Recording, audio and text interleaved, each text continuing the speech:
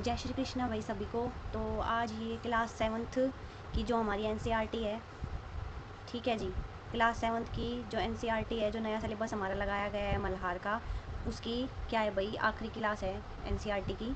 ठीक है, इससे पहले के जितने भी चैप्टर हैं मैंने सारे आपको कवर करवा दिए हैं, तो जिसने भी पहले की क्लास नहीं देखी है वो जाके पहले की क्लास देख लेना। और इसके बाद हम क्लास 7th की एनसीईआरटी है जो इसके ऊपर एमसीक्यू की एक अलग क्लास लेकर आएंगे, जिसमें हम सारे चैप्टर से जितने भी एमसीक्यू बनते हैं उन सबको कवर करेंगे। तो चलते हैं अपनी क्लास की तरफ। जिसने भी अभी तक चैनल को सब्सक्राइब नहीं किया है वो चैनल को सब्सक्राइब कर लेना, और जानकारी अच्छी लगे तो लास्ट में वीडियो को लाइक करके ज़रूर जाना। तो चलते हैं अपनी क्लास की तरफ। तो चिड़िया, ठीक है, इस कविता में पहले तो ये चिड़िया चिड़िया है किसकी, ये हमें याद रखना है कि जो चिड़िया किस विधा की रचना है। तो चिड़िया है जी कविता, ठीक है। और किस विधा की रचना है जी, ये विधा है कविता। और लेखक कौन है, लेखक है जी आरसी प्रसाद सिंह। आरसी प्रसाद सिंह है वो इसके लेखक हैं, उनकी कविता है। तो विधा पूछे तो ये कविता है, और जो लेखक है वो आरसी प्रसाद सिंह है। मैंने आपको ये सारे नाम ट्रिक से याद करवाए हैं लेखकों के, तो आप पीछे की क्लास जाके देख सकते हैं। तो चलते हैं, इसमें जो कविता है इसमें कवि ने क्या बताया है। इस कविता में कवि ने जो एक साधारण जो दृश्य है, ठीक है, उसके अंदर जैसे मतलब गहरे भाव छुपे होते हैं, ठीक है, उनको जो हम साधारण दृश्य देखते हैं उसके बाद कुछ कुछ ऐसे दृश्य होते हैं जिनके अंदर गहरे भाव छुपे होते हैं। तो ये सारी बातें इसके अंदर बताई गई है। और एक चिड़िया है, ठीक है, तो पढ़ लेते हैं।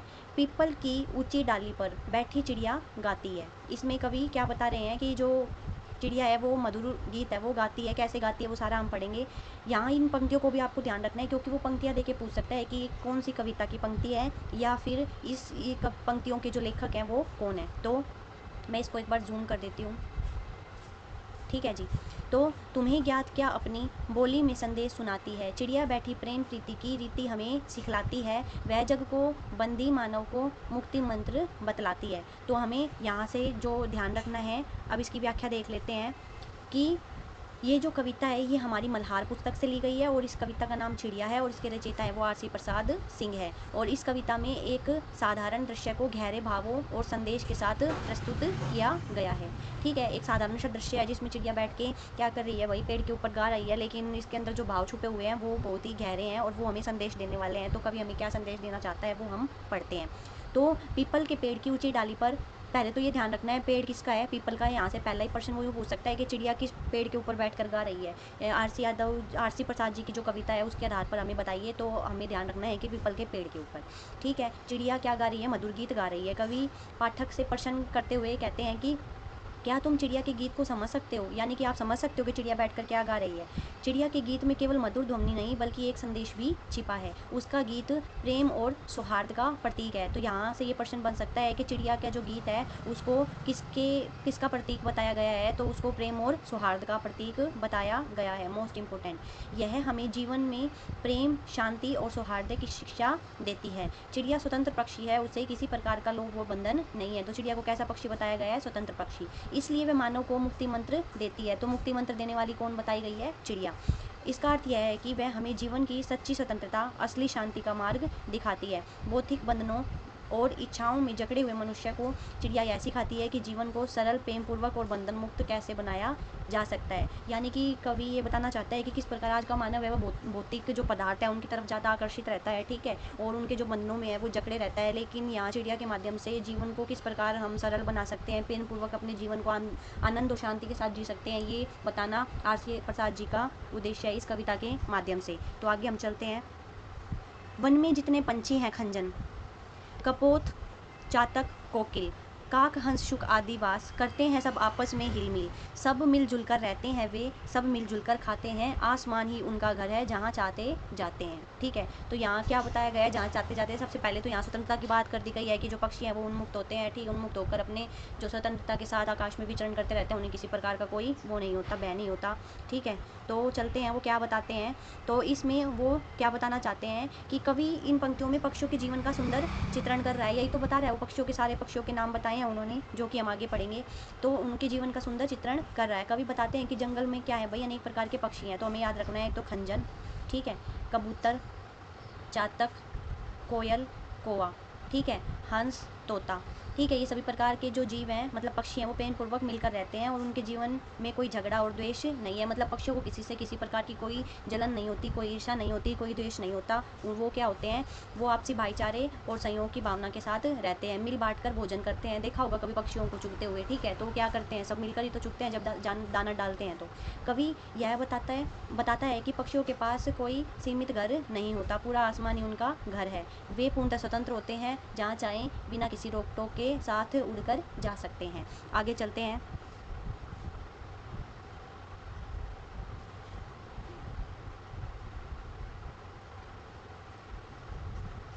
यहाँ थोड़ी सी ये जो अक्षर हैं वो कट गए हैं,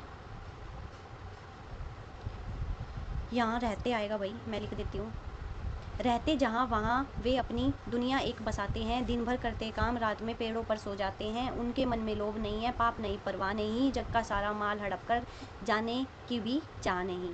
ठीक है, तो यहाँ उन्होंने क्या बताया है, इन पंक्तियों में कवि ने क्या बताया है कि पक्षियों का जो जीवन है वो सरल, सादे और स्वतंत्र जीवन की सुंदर झलक को प्रस्तुत करता है। ठीक है, कि मनुष्य को है ना सीधे तरीके से, सरल तरीके से, सिंपल तरीके से रहना चाहिए। यही सबसे ज़्यादा क्या होता है भाई, बेस्ट तरीका होता है। ठीक है, तो पक्षी भी क्या करते हैं भाई, सरल और सादे तरीके से और स्वतंत्र जीवन जीते हैं। तो कवि क्या कहना चाहते हैं, पढ़ते हैं हम। कवि कहते हैं कि पक्षी जहाँ रहते हैं वहाँ अपनी छोटी सी खुशहाल और स्थायी दुनिया बसाते हैं। दिन भर मेहनत करके भोजन क्या करते हैं, खोज करते हैं और फिर रात में पेड़ों की डालियों पर ही सो जाते हैं। उनके मन में न तो कोई लालच होता है, न किसी बुरे कर्म की भावना होती है, न किसी चीज़ की प्राप्ति की चिंता रहती है, और वे कभी भी इस संसार का सारा धन और संसाधन अकेले हड़पने की इच्छा नहीं रखते। बहुत से लोग होते हैं ना, दूसरों के धन को हड़पने की वो रखते हैं, मतलब भावना रखते हैं। ठीक है, बहुत हमेशा बस धन धन धन धन, है ना, और लास्ट में धन यहीं रह जाना है। पक्षियों का जीवन संतोषपूर्ण और सादा होता है। पक्षियों का जीवन कैसा बताया गया है भाई, पक्षियों का जीवन बताया गया है संतोषपूर्ण और सादा। कवि ने इस जो काव्य पंक्ति है या काव्यांश है, इसके माध्यम से यह संदेश देना चाहा है कि मानव को भी पक्षियों से सीख लेकर क्या बनना चाहिए, लालच मुक्त, संतुलित और सादगीपूर्ण। यहाँ से प्रश्न बनता है भाई कि मनुष्य को पक्षियों से सीख लेकर क्या बनना चाहिए, तो उन्हें लालच मुक्त बनना चाहिए, उन्हें संतुलित बनना चाहिए और उन्हें सादगीपूर्ण बनना चाहिए, यानी कि सादगी से रहना चाहिए।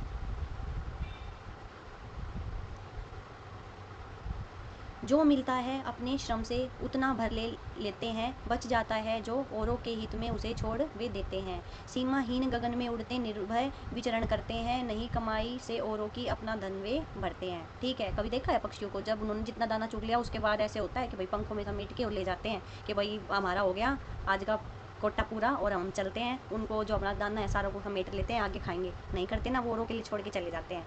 तो चलते हैं, क्या बताना चाहता है कवि, कवि आगे, तो मैं इसको पीडीएफ को लगा देती हूँ यहाँ पे।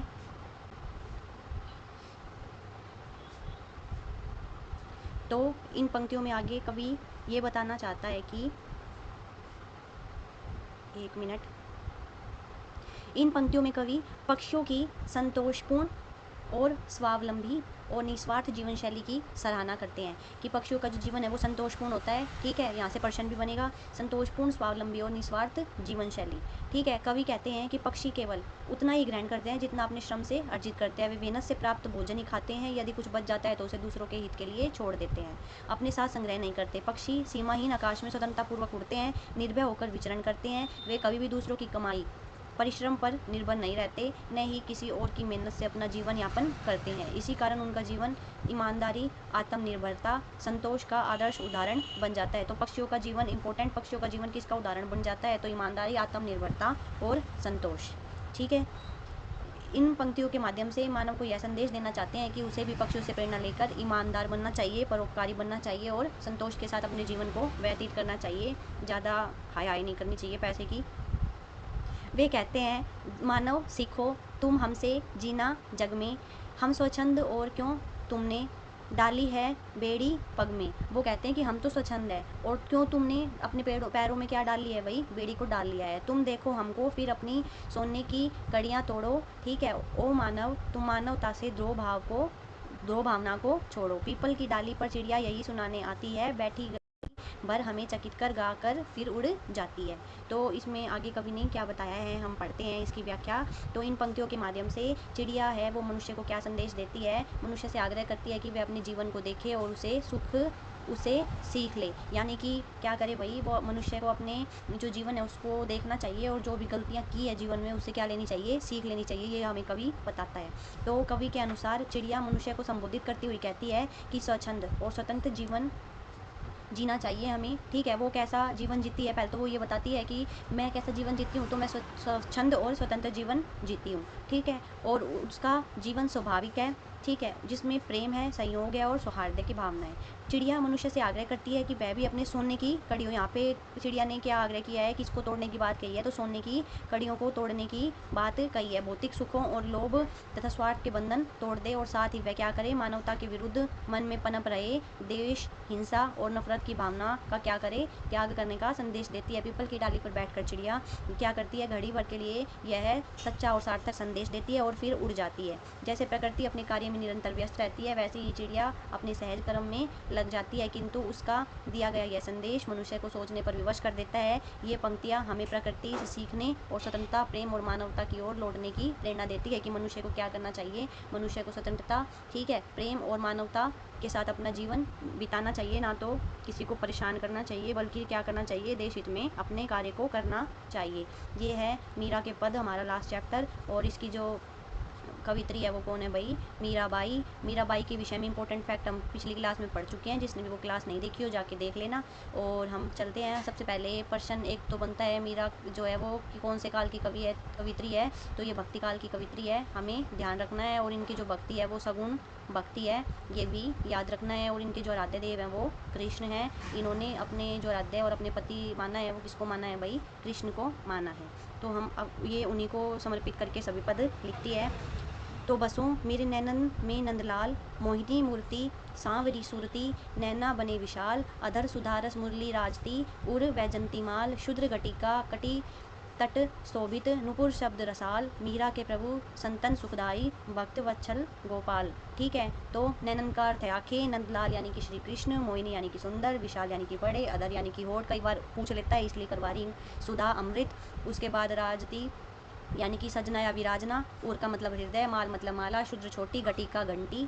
ठीक है, घंटी का मतलब घंटी, कटी तट यानी कि कमर, नुपुर घुंघरू, रसाल मधुर, भक्तवत्सल भक्त को प्यार करने वाले। तो अब चलते हैं कि इसमें क्या बताती है कि बसों मेरे नैनन में नंदलाल, इसमें मीराबाई क्या कहती है, अपने राधे श्री कृष्ण की जो मनमोहक रूप है उसका भावपूर्ण वर्णन करती है कि उनका जो भी रूप है वो कैसा है, मनमोहक रूप है, उसका वर्णन करती है। तो मीरा कहती है, मीरा कृष्ण को संबोधित करते हुए कहती है कि करते हुए उनसे अपनी आंखों में बस जाने का विनम्र निवेदन करती है। वो श्री कृष्ण से कहती है कि हे श्री कृष्ण, आप मेरे नैनों में यानी कि मेरी आंखों में आकर बस जाओ। वे अपने राधे श्री कृष्ण के आकर्षक रूप की सराहना करते हुए कहती है कि उनकी सांवली छवि, बड़े बड़े नेत्र मन को मोहित करने वाले हैं। उनके जो अधर यानी कि जो होठ हैं, अधरों पर अमृत रस बरसने वाली मुरली अत्यंत क्या है भाई, शोभायमान है, यानी कि उनकी जो मुरली है वो वहाँ पर शोभा देती है। उनके हृदय पर यानी कि उनके गले में वैजंती माला क्या हो रही है, सुशोभित हो रही है। और उनकी कमर पर बंधी छोटी छोटी क्या है भाई, घंटियों वाली करदनी अत्यंत आकर्षक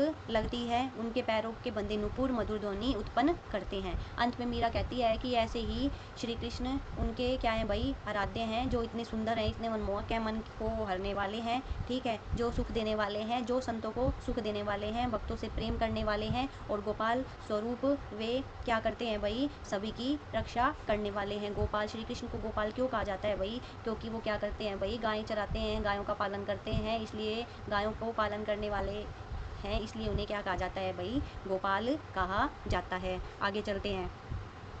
बरसे बदरिया सावन की मन भावन की, सावन में उमंग्यो मेरो मनवा, भनक सुनी हरि आवन की, उमड़ घुमड़ चहु दिशा में आया, दामनी दम के झरलावन की, नहीं नन्नी नन्नी बूंदन में हाँ बरसे शीतल पवन सुहावन की, मीरा के प्रभु गिरधर नागर आनंद मंगल गावन की। तो चलिए चलते हैं, इसमें उन्होंने क्या बताया, मीरा ने यहाँ पर देखो सावन की, तो यहाँ पे ध्यान रखना है कि मीराबाई ने सावन ऋतु पर जो श्री कृष्ण के आगमन का सूचक बताया है। ठीक है, कि जो सावन की ऋतु है वो क्या है, श्री कृष्ण के आने की सूचक है, और प्राकृतिक सौंदर्य के माध्यम से अपनी भक्ति भावना को व्यक्त किया है। ठीक है, तो क्या कहती हैं भाई मीराबाई, देख लेते हैं। मीरा कहती है कि सावन की सुंदर और सुहावनी घटाएं जब बरसने लगती है तो उन्हें ऐसा लगता है कि मानो जैसे कृष्ण के आगमन का संदेश हो। यह ऋतु मन को अत्यंत आनंदित करने वाली है। वर्षा ऋतु का यह मनोहरी दृश्य उनके हृदय में प्रभु श्री कृष्ण के आगमन की मधुर आशा जगाता है। यानी कि यहाँ प्रश्न बन सकता है कि कौन सी ऋतु से वो श्री कृष्ण के आगमन को देखती हैं कि कौन सी ऋतु है उसमें श्री कृष्ण का आगमन होगा। तो यहाँ बताया गया है सावन यानी कि वर्षा ऋतु। अब उन्हें प्रतीत होता है कि बादलों की गरज, बिजली की चमक और बूंदों की रिमझिम में श्री कृष्ण के आने की आहट छुपी हुई है। सावन की उमड़ घुमड़ कर छाई घटाएं, बिजली की चमक और बूंदों की झड़ी उनके मन में प्रभु की उपस्थिति का संकेत करती है कि ये जो इतना सुहावना मौसम हो रहा है ये मेरे प्रभु के आने का ही संकेत है। शीतल पवन की मंद सरसराहट से उनका मन अधिक क्या हो जाता है, प्रफुल्लित हो उठता है। मीराबाई के अनुसार यह मौसम उनके प्रिय है गिरधर गोपाल की स्मृति को अत्यंत सजीव बना देता है। इसी आनंद और भक्ति भावना से अभिभूत होकर वे प्रभु के मंगल गीत गाने लगती है। तो कहने का अभिप्राय ये है कि मीरा ने अपना जो इष्ट है वो किसको माना है, श्री कृष्ण को, और वो श्री कृष्ण को ही क्या मानती है भाई, अपना पति मानती है। उन्होंने उनकी भक्ति सगुण भावना की भक्ति है। तो यहाँ हमारी जो क्लास है वो पूरी होती है और इसके साथ ही हमारे क्लास 7th की जो NCERT है, ठीक है, वो भी कंप्लीट होती है। इससे पहले की क्लास जिसने भी नहीं देखी है वो जब जाकर वहाँ से देख लेना। जितने भी इंपॉर्टेंट फैक्ट बनते हैं मैंने साथ साथ बता रखे हैं। अब हम अगली क्लास में क्लास 7 की NCERT से जितने भी MCQ बनते हैं चैप्टर वाइज हम सबको एक क्लास में कवर कर लेंगे। तो आज के लिए सभी को राधे राधे, धन्यवाद।